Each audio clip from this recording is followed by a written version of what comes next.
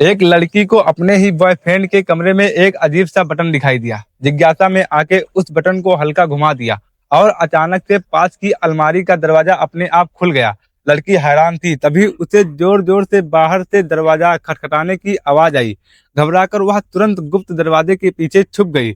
उसी समय बाहर से कुछ गुंडे घर के अंदर घुस आए। असल में वो उसके बॉयफ्रेंड से बदला लेने आए थे, लेकिन जब उसे लड़का नहीं मिला तो उसने सोचा कि गर्लफ्रेंड को किडनैप करके उसे बाहर बुलाया जाए। गुंडों ने पूरे घर को ऊपर से नीचे छान मारा, लेकिन उनको लड़की नहीं मिली।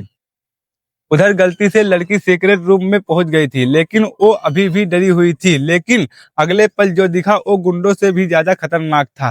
कैमरों में लगे दर्जनों स्क्रीन सीधे उनकी लाइव सुरक्षा कर रहे थे। ये देखकर लड़की के रोंगटे खड़े हो गए। उसे समझ आ गया कि वह इतने सालों से अपने ही बॉयफ्रेंड की सुरक्षा में रहती थी। तभी उसकी नजर पास रखी एक अलमारी पर गई। उसकी आत्मा कह रही थी कि जरूर इसमें कोई रहस्यमय चीज छुपी हुई है। जब उसने अलमारी खोला तो वह पूरी तरीके से सन्न रह गई, क्योंकि उसमें लाखों रुपए के बंडल भरे हुए थे और कई डिब्बे में कीमती सोने की ईंटें भी रखी हुई थी।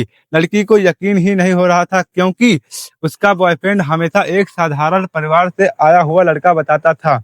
फिर ये इतना पैसा आखिर आया कहाँ से? इधर बाहर दुश्मन अभी भी लड़की को ढूंढ रहे थे, लेकिन उन्हें कुछ नहीं मिला। और जैसे ही घर से बाहर निकलने वाले थे, तभी सामने से बॉयफ्रेंड घर वापस आ गया और बिना कुछ बोले एक ही लात में गुंडे को जमीन पर गिरा दिया।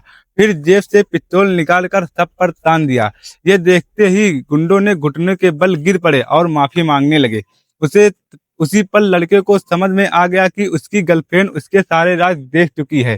धीरे से बोला, अलमारी में जो कुछ था तुम देख चुकी हो ना?